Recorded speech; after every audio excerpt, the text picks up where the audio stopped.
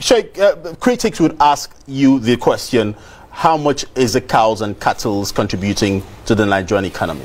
That will warrant a group of persons who feel their cattle have been rustled by criminals, and not by state actors, but by criminals who take up arms against fellow citizens who are suffering the same problem they're going through. Yes, maybe about, I can say maybe 10% of the herders are the criminals, but 90% in the end, they took up weapons to protect themselves from extinction. This is the truth I'm telling you about. 90%, that's why they are ready. One, to lay down their arms. Two, they themselves, they can take care of the little remnants of the band of the criminals among them, because they don't want anybody to bring mayhem to them. So I think if there is a general amnesty, they are going to lay down their arms. They told us they are ready. So when somebody says ready to lay down his arms, you are saying no, you should not. You should continue fighting. And when they fight, they are the ones that are inflicting injury and inflicting harm to people. That you don't have there the military and the police to protect you. So I don't know what the logic we're using now. And let me give you an example of what people don't know about the Fulani. Look at what is happening in Ibadan. What is happening in Ibadan?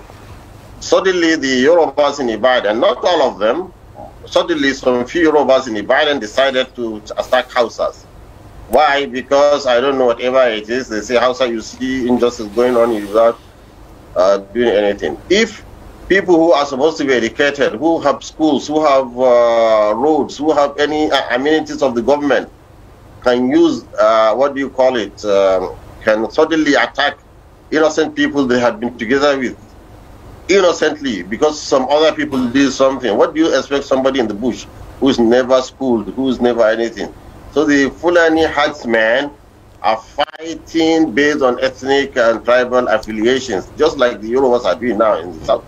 In the south, the same thing, the same mentality. So Nigerians, whether educated or not educated, we need really to have another national orientation to see that how we live as a nation. All right, Sheikh, as someone who has been in this conflict resolution advocacy for a long time now, do you think it is sustainable to continue to negotiate and, of course, grant amnesty to those who take up arms against the government and, of course, killing arbitrarily, sacking people from their farms and, of course, involved in all kinds of crime and criminality? Won't this kind of development send wrong signals to criminal-minded elements in other parts of the country who may be tempted to also take up arms against the states to draw government's attention to their plight?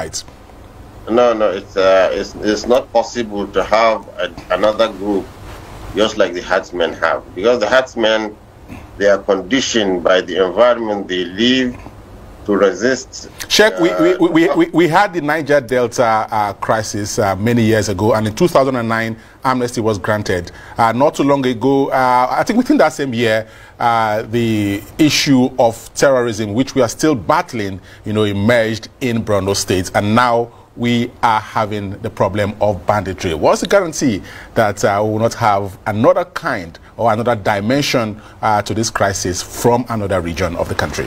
Yes, well, the guarantee we have is that the Boko Haram are using the Sambisa forest as a castle, as a sanctuary for them. And the Fulani herdsmen are using the various forests in the northern states as a, what do you call it, sanctuary for them. And the creeks is for the Niger Delta. Besides that, you don't have anywhere for criminals to hide. So once we get the Fulani to lay down their arm, and then we can be able to man our forest and protect it from any other group from taking it over, I think it will be over. And in fact, as I've said, the Niger Deltans we are protecting the pipelines. This Fulani, the good ones, can protect our forests, and I'm sure they can do it. Sheikh GUMI, you said that earlier that the bandits who are now kidnapping people and committing all sorts of crimes learnt their kidnapping from the Niger Delta militants, because they did that some years back. Yes, it's not, you see, behavior, social behavior is learned by induction. It's not when you see that other people are doing something and are getting profit from it, you will definitely do it. But Sheikh, you've also said that you've also said that these people are stark illiterate and really ignorant about what's going on around them. How would they learn such vices from faraway places like the Niger Delta? No, when I'm saying they're ignorant, they have their trip to the south. You see, the Fulani man, when he goes into the south, like the ones they have been driven away, people have seen their change in behavior. They start drinking alcohol, they try taking drugs and all these things, which they don't do in the north because their parents are there. So it's actually when they change their, what do you call it, behavior, which is when they have this migration. And it's a particular age range. Those who are the cattle rearers, when they leave their young offsprings in the north, or the older ones, you don't have this behavior in them at all. Even as I'm talking of now, it's a small range group of youth that are involved in this kidnapping. And we see how we are talking with them, and they are ready to stop this way. So I don't see the logic why there should be any argument about negotiating with them at all. I don't see. Sheikh, you've also said these people were driven into committing these crimes because of socio-economic factors. If there were, you said there were herdsmen doing genuine jobs and their cattle were rustled, they didn't have any money, they were forced into a life of crime. If there were in that socio-economic material situation which they couldn't sustain their businesses anymore, how then did they have money to buy these sophisticated combat weapons we've seen with them? That's a very good question for you. That's why they are kidnapping. That's why they are treating their victims inhumanly. They are extorting people to get money to buy weapons more and more. But they must get weapons. They must get weapons to commit the crimes in the first place. No. So the weapons comes first before the crime. No. They get with weapons to protect them. Look, when they go into towns, they are lynched.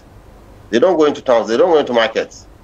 So how do they get their money to protect themselves from the incursion of the military? Is to in the night they go out and kidnap rich people to get money to buy the weapons. Now what I heard even from one victim of them, when he was able to pay his money, they said, yes, we are collecting this money to buy anti-aircraft missiles. All right. So you can imagine. We are putting pressure on a group of people which we can use other methods, kinetic methods to palliate the issue, but we are not doing what we are supposed to do. All right.